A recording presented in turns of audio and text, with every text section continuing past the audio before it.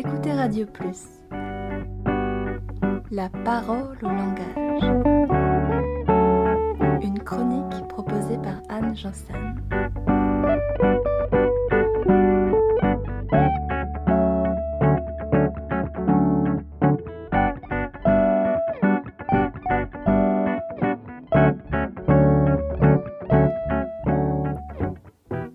Bonjour aux auditeurs de la parole au langage et merci pour votre intérêt. Ce numéro de la chronique sera un peu spécial en ce sens qu'il vous sera proposé en deux parties. J'ai décidé de consacrer un peu plus de temps au bilinguisme en interrogeant directement les principaux concernés, les bilingues, voire les trilingues. Alors si les chercheurs ont pu concevoir différentes théories de l'apprentissage des langues, il semble difficile de concevoir un bilinguisme. Dans cette première partie, nous rencontrons 4 étudiantes en sciences du langage. Aïcha Sali, tunisienne, locutrice de l'arabe et du français. Blanka Kucherova, tchèque, locutrice du tchèque, du français et de l'anglais. Marina Vanier, ivoirienne, locutrice du français et du noushu. Et Charline Roberts, française, locutrice du français et de l'anglais. Alors, je m'appelle Blanka Kucherova, je viens de la République tchèque et j'habite près de Prague, de la capitale. Alors je me présente, je m'appelle Sali Aïcha, je suis d'origine tunisienne, ma langue maternelle c'est l'arabe. Alors je m'appelle Vanier Marina, je suis ivoirienne.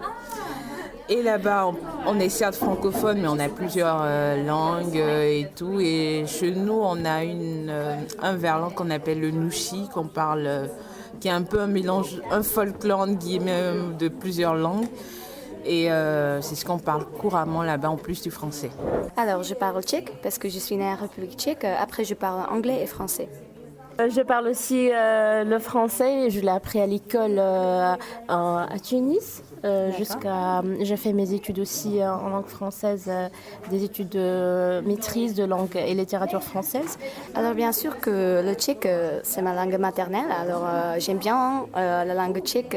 C'est une langue très riche, très variée. Il y a aussi beaucoup d'accents.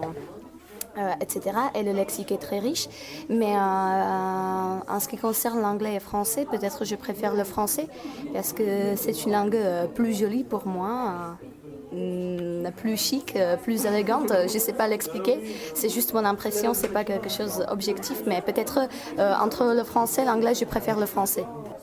Quand je parle toute seule, c'est plutôt l'arabe, oui. D'accord. Alors, quand je suis ici en France, quand je m'énerve, en fait, c'est comme ci, comme ça. Des fois, vraiment, j'utilise le français, parfois tchèque. Ici, j'utilise le français, même si je m'énerve parfois. Mais quand je suis en République tchèque, bien sûr, c'est le tchèque. Alors, c'est comme ça. Officiellement, il vaut mieux parler en français quand même pour se faire comprendre par tout le monde. J'aimerais apprendre l'anglais. L'anglais, mais le vrai anglais, pas le franglais ou le vrai anglais, parce qu'on a cette culture francophone, on a toujours du mal à apprendre de nouvelles langues et on a peur aussi de se tromper. Mais c'est vrai que l'anglais, c'est de plus en plus important et ça me ferait vraiment plaisir d'apprendre l'anglais. D'accord. Alors, pour l'année prochaine, c'est mon plan d'apprendre l'allemand. Parce qu'en République tchèque, c'est très avantageux de parler l'allemand, comme on est entouré par l'Autriche et l'Allemagne. Et je l'ai déjà appris à l'école primaire, alors je veux le reprendre. Alors, ouais, c'est mon plan d'apprendre l'allemand. D'accord. Alors, je vais dire quelque chose de très simple. Salut, ça va? Et en tchèque, c'est ahoy et jak se máš? Ommi, j'aime bien le mot ommi et ça veut dire maman. Ommi, oui. Ça se ressemble aussi, c'est un peu, ça sonne aussi comme maman. C'est ommi et j'aime bien lorsque je dis ommi. Même maintenant, je dis pas maman, tout le temps je dis ommi. Lorsque même je parle avec des Français et ils ont du mal parfois que ça veut dire ommi. Mais voilà, ommi, j'aime bien ce mot-là, c'est ma maman, donc voilà, ça sonne bien pour moi. Bon, yo, yo, non, c'est le son qui te fait balancer, bon, yo, yo. ambiancé, enjaillé pour tout le monde. Bon, yo, yo. En gros, c'est un chant pour assembler, parce que Gbanhi, déjà, c'est la famille, c'est le groupe, le monde. Enjailler, c'est être content. Ambiancer, c'est l'atmosphère dans laquelle on est. Et yo-yo-yo, je sais pas comment expliquer ça littéralement en français. C'est marrant ça, enjailler, puisque c'est vrai que enjailler, les jeunes le disent aujourd'hui, on s'enjaille, etc. Oui. Mais déjà, normalement, c'est nous chou, c'est ça que tu dis? Oui, avant on le disait. Enfin, moi, c'est quand je suis arrivée ici que j'ai su qu'on l'avait introduit dans la langue française. Et même, petite anecdote, là, au dernier sommet de la francophonie à Dakar, là, il y a le président sortant qui a dit que le mot enjailler avait été introduit grâce aux jeunes ivoiriens qui parlaient le nouchi. Je dis waouh, je savais pas que c'était. D'accord, merci pour l'anecdote, dis donc. J'étais étonnée, je dis ah bon mais d'accord, on le dit vraiment comme ça, on le dit, mais je savais pas que c'était maintenant dans la langue française. D'accord. Comme quoi. Merci beaucoup. Merci.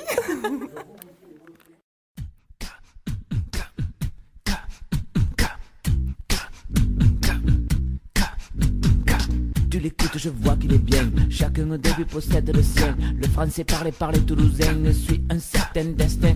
Le mien provient du languedocien. Il vient de loin et c'est un lien contemporain avec l'âge moyen. Ce qu'il devient nous appartient. Le tien c'est le tien et le mien c'est le mien. L'accent. Le tien c'est le tien et le mien c'est le mien. L'accent. Il se mélange avec le tien. Il y en a combien? Il y en a plein. Algérien, marocain, brésilien, africain, italien, sicilien. Imagine tout ce qu'il contient. Il est de la campagne, il est urbain. Rien, je ne regrette rien. Ce qu'il devient m'appartient. Le tien c'est le tien et le mien c'est le mien. L'accent. Le tien c'est le tien et le mien c'est le mien. L'accent. L'accent de la télé ne signifie rien. Charline Roberts, Blanca Kucherova, Aïcha Sali et Marina Vanier, merci beaucoup. Alors, qu'est-ce que vous pensez de la langue française ? La langue française, les gens disent que c'est une belle langue, mais personnellement, j'ai du mal à décrire les langues comme ça. Pour moi, la langue française, c'est la langue maternelle et c'est une langue dans laquelle je suis vraiment à l'aise. Mais ce n'est pas le cas de tout le monde, j'imagine. Non, pas du tout, en fait. Pour moi, j'aime bien la langue française, j'aime bien... Mais le fait que j'arrive pas à avoir un accent français, ça dérange parfois. J'aime bien parce que je la pratique depuis un moment et j'ai toujours gardé l'accent, donc... mais sinon, c'est une langue que j'apprécie très bien, personnellement. D'accord. Alors moi, il n'y a pas de problème. J'apprécie aussi la langue française, comme disait Charline tout à l'heure, c'est ma langue maternelle aussi. C'est vrai qu'en Côte d'Ivoire, en Afrique, il y a des patois, il y a des ethnies entre guillemets, mais c'est vrai que la langue française, elle est pas mal. D'accord. Et toi, Blanca ? Oui, pour moi, pareil. En fait, pour moi, c'est une belle langue. Et depuis mon enfance, je me disais que c'est joli, j'aimerais bien l'apprendre. Alors, c'est pour ça. J'aime bien comment ça sonne.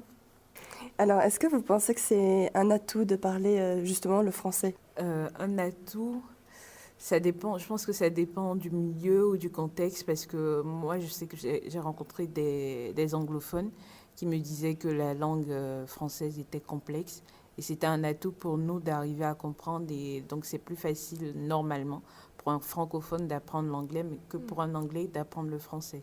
Parce qu'il y a plusieurs règles, plusieurs exceptions, plusieurs dérivés, substantifs. En fait. Par contre, la langue anglaise est plus... à un certain niveau, on pourrait dire que la langue anglaise est plus courante. Or, la langue française, il y a plusieurs degrés, il y a plusieurs synonymes, deux synonymes. Et à la fin, c'est exactement pareil. Oui, justement, qu'est-ce que tu en penses, Charline, du coup ? Tu vas dire la même chose. Il y a des synonymes dans toutes les langues et tout, et il y a beaucoup de termes qui existent en anglais, où il y a des différenciations en anglais, et où en français, il n'y a pas cette différenciation, il n'y a qu'un mot qui regroupe plusieurs termes. Mais je pense que c'est la même chose dans le sens inverse pour certains termes, il faut tomber sur le bon terme, et j'avoue que L'anglais, c'est pas si facile que ça. Mais aussi pour le français, je trouve que les gens voient, quand j'étais en Angleterre et que les personnes entendaient un petit accent français, c'est « Ah, tu es française », c'était toujours très positif et toujours très « Oh, j'adore la France, c'est une langue si belle ». Et aussi dans le monde du travail, on me disait que il n'y avait pas beaucoup de personnes qui maîtrisaient 2 langues. Et que du coup de connaître une autre langue comme le français ou comme l'italien pour d'autres personnes, c'était vu comme un vrai atout. Je pense que ça témoigne d'une certaine gymnastique mentale peut-être, ou d'une certaine peut-être des facultés mentales, ou de pouvoir apprendre 2 langues aussi, le fait que vous ayez appris 2 langues, ça en dit beaucoup sur la personne. Donc finalement, je disais un atout de parler français, mais finalement un atout de parler plusieurs langues. C'est ça que tu dis. Oui, moi je dirais que c'est un atout de parler plusieurs langues dans le monde du travail, et que le français est bien vu, je sais pas après, parce que ça vient toujours avec c'est une langue tellement romantique, tellement il y a plein de connotations comme ça. Et c'est vrai que c'est une jolie par rapport à l'allemand au niveau. Et donc dans vos pays respectifs aussi, on imagine la langue française de cette manière. Oui, je pense aussi. Chez nous en Tunisie par exemple, celui qui arrive à parler aisément le français, oui, il est c'est généralement les gens bien dans les quartiers un peu chics qui parlent couramment le français, oui. Il y a une certaine représentation comme ça, mais ici en France, voilà, tout le monde arrive à le parler, plus ou moins, chacun à sa façon. Voilà. D'accord. Et tu parlais d'accent. Ton accent, donc tu as un accent français quand tu parles anglais, c'est ça ? Un petit peu. Et justement, est-ce qu'on vous fait des réflexions sur votre accent et qu'est-ce que vous en pensez de ces réflexions ? Alors bien sûr, je fais une réflexion par rapport à mon accent et je sais pas, j'en suis consciente, mais c'est difficile à gérer. Après, quand les gens m'entendent, ils pensent par exemple que je suis russe très souvent. Ça me plaît pas trop, mais j'imagine que pour les gens qui sont pas d'origine slovane, l'accent polonais, tchèque, slovène, russe, par exemple pour les Français, c'est pareil. Vous savez pas distinguer parce que c'est très difficile déjà. Alors, qu'est-ce que j'en pense ? Je sais pas, j'aime pas. J'aimerais bien parler sans aucun accent, même si les gens disent que c'est mignon, c'est pas grave. On aime bien les gens qui ont un certain accent, mais je préférais de parler sans aucun accent. C'est impossible, je suis pas française. Mais oui, bien sûr qu'il y a une conscience. D'accord. Ouais. Et tu disais ça aussi, je crois. Oui, exactement. La même chose. J'aimerais bien parler le français comme les Français, mais je sais que c'est pas évident. On garde toujours un certain accent, même si on le pratique. Et qu'en est-il du tien, Marina ? Moi, j'adore mon accent. En fait, je me dis qu'on ne peut pas parler une langue sans accent. Et même dans la langue, il y a plusieurs accents. Ouais. Moi, je ne savais pas, par exemple, quand je suis arrivée, qu'il y avait... Pour moi, tout le monde parlait comme les Parisiens. En fait, avant que je n'arrive ici, pour moi, l'accent français, c'est ce qu'on appelle maintenant l'accent parisien. Et j'ai découvert d'autres régions comme... Le Nord-Pas-de-Calais ? Oui, le Nord-Pas-de-Calais, tout ça. Et ils parlent, et moi, je trouve ça génial. Enfin, c'est vrai qu'ils parlent en français, mais il y a toujours un petit accent à la fin. Et moi, je trouve que c'est assez original et sympa. Maintenant, après...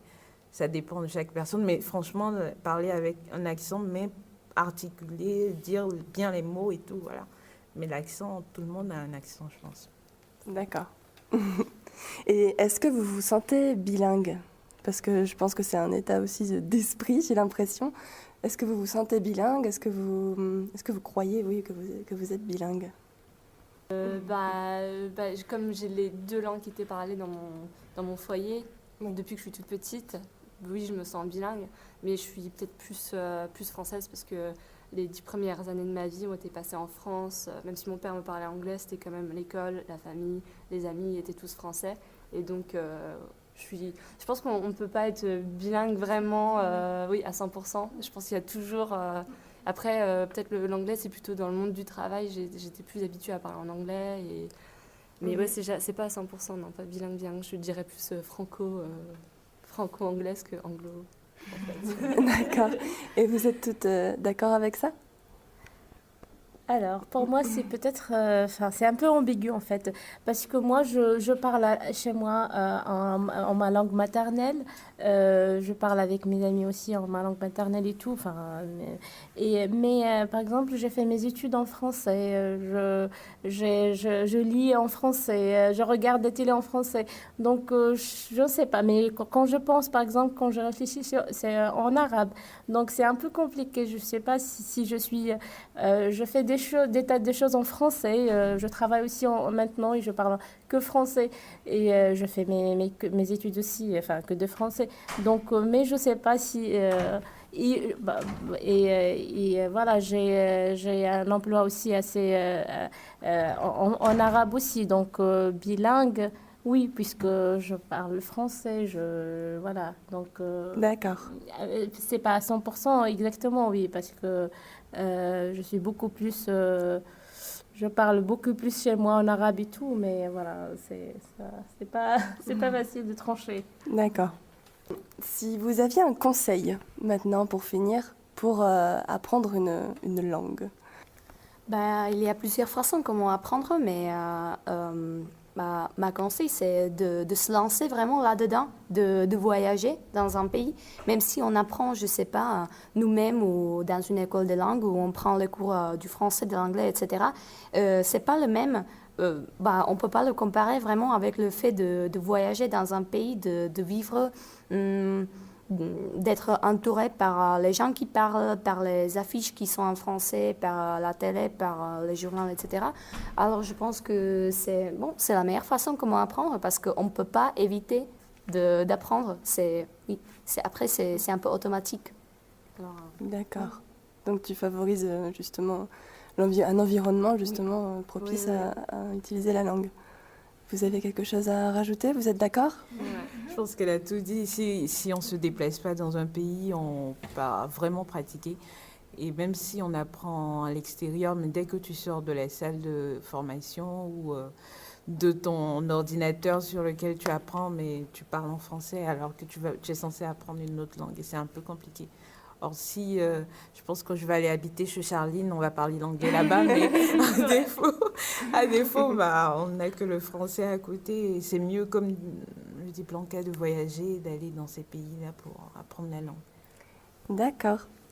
Eh bien, Charline Roberts, Blanca Kucherova, Aïcha Sali et Marina Vanier, merci beaucoup.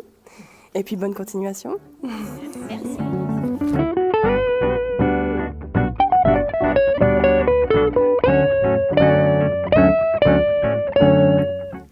Voilà, c'est tout pour aujourd'hui.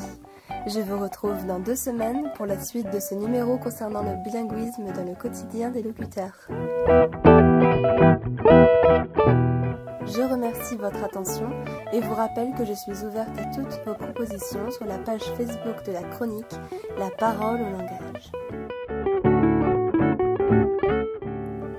Je vous souhaite une agréable écoute de la suite de l'émission de Christophe Sueur, La vie des livres.